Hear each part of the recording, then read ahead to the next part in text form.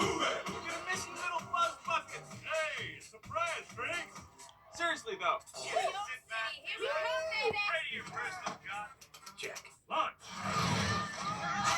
This might get hairy. Background. I like to move it, move it. I like to move it, move it.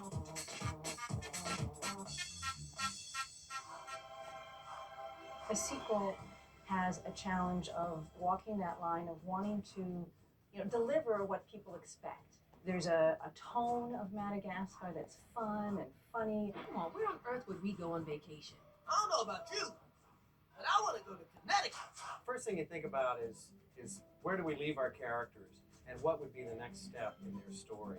What would be the next logical thing to take these characters to a new place based upon what they've already learned and discovered in Madagascar? Where are we? San Diego. This time I'm 40% sure.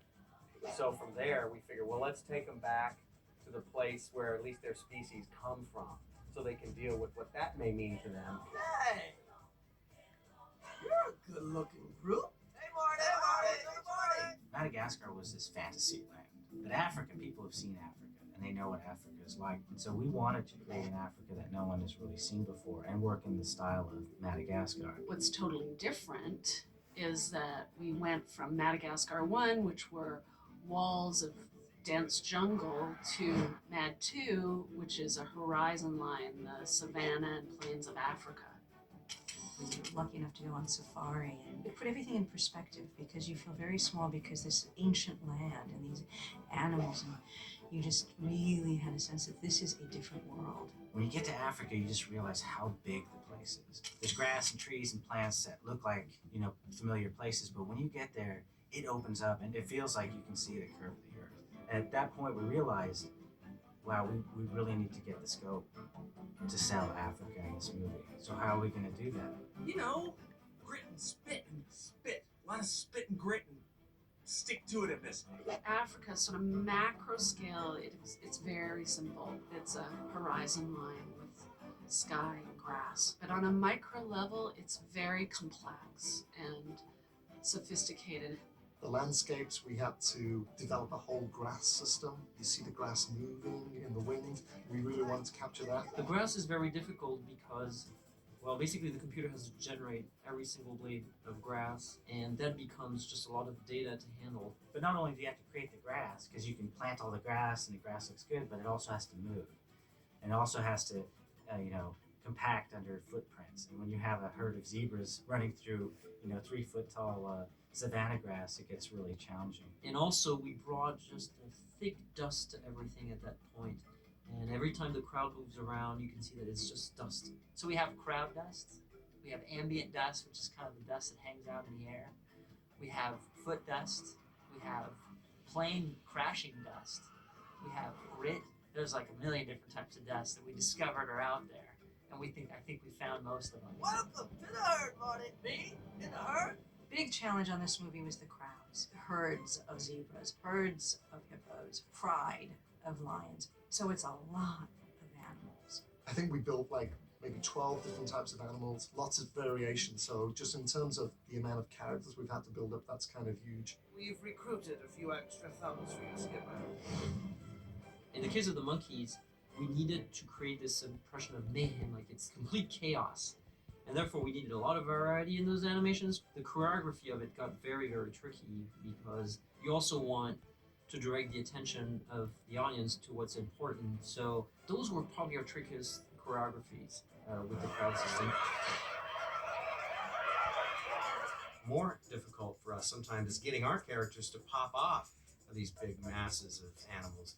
Zebras are designed with black and white stripes for a very specific reason, and that's so when they're running in a herd, you can't pick out one from the other one. Excuse me, is Marty in there? Marty, I want to see Marty. So when we stick Marty in a herd of zebras, it's like, wait, which one's Marty? Sometimes I get mixed up as well. I'd be grabbing the wrong zebra and, oh, that's not Marty, it's zebra A25. I always thought I was a little bit unique. We are unique. Sometimes we make Marty pop off by featuring him with a little bit more light. Sometimes we darken the other zebras just a little bit with dust or dirt, or drop them out of focus a little bit to try to bring Marty out. I think what really helps the emotional quality of the film is our facial animation system, because it does allow the subtle movement of the face. It's based on how real humans have their face set up. The eyes really reveal what the character's thinking. So we really start with what's inside the character's head. We express that through the eyes, and then that ripples through to the body language. The face is just so vital, you know, and so expressive. The eyebrows are just the most expressive tool we have.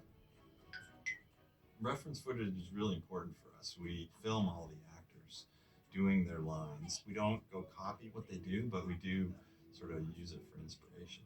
We also shoot our own reference footage of the animators. So we'll have mirrors up, or we'll go to rooms where we can shoot video reference, and we'll try and act things out and really see if we can feel the emotion internally.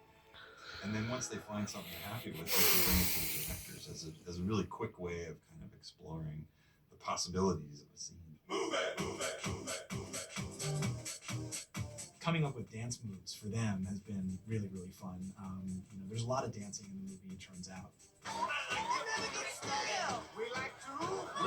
It was really fun trying to find different dance styles for Alex and Gloria and Marty and Melman, because they're such different characters. They have their own personality. Alex is definitely much more of a performer in this film. We're really pushing the idea that he's just naturally a gifted performer. He loves to get up and dance and do whatever he can to sort of gain admiration. But it's only fair to warn you that I am a protege of Foxy and Robbins. The dance sequence was fantastic. We did a lot of research into Fosse style dancing, and we looked at West Side Story and a few other types of things. It was fun to do as an animated dancer because I didn't actually have to do it. I could just give the ooh ah, ba ooh ah. Julian was a blast. He's just so dramatic and just loves being the center of attention. And so for him, all we do animation-wise is just really push it. Everything he does is, he strikes a pose. It's kind of like the difference between Julian and Alex is Alex performs for the people and he gets really excited, and Julian performs for himself. And he's just like, bah, I think, yeah! Gloria is actually very, very sensual with her movements. So getting that to come out in her body language is really fun. Cause she loves tonight. The most challenging sequence for us, we call it Gloria's date, but it's where Gloria and Moto are dancing in this sort of hippo pool.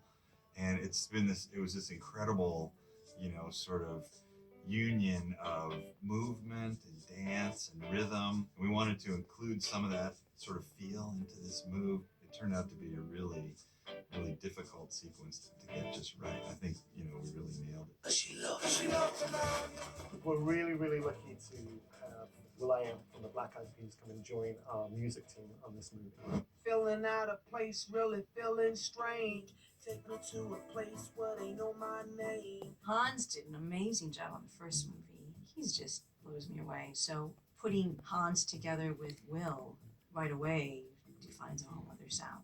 One of the things he brought to the party was that he just has this incredible sense of adventure and fun.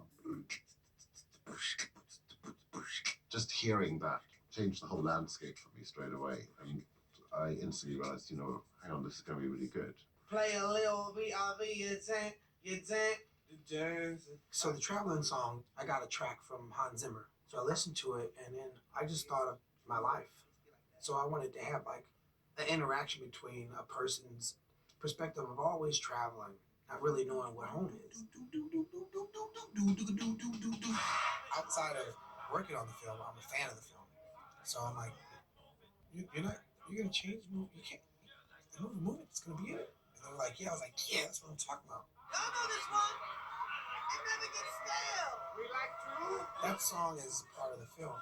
And this new piece that Hans did to it with percussions and stuff just paints it a different color, and it's pretty awesome. We party cause we born to party. We gon' move our bodies with our hands in the air and wave them all around like we just don't care. Ho, ho, ho, ho. Back it up, back it up, back it up, back Back it up.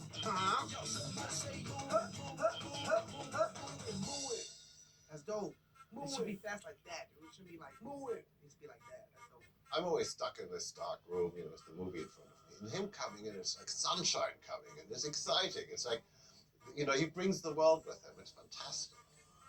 I like to move it, move it. He likes to move it, move it. She likes to move it, move it. We like to move it. There was this great sense of a team that we already had. Who says a penguin can't fly?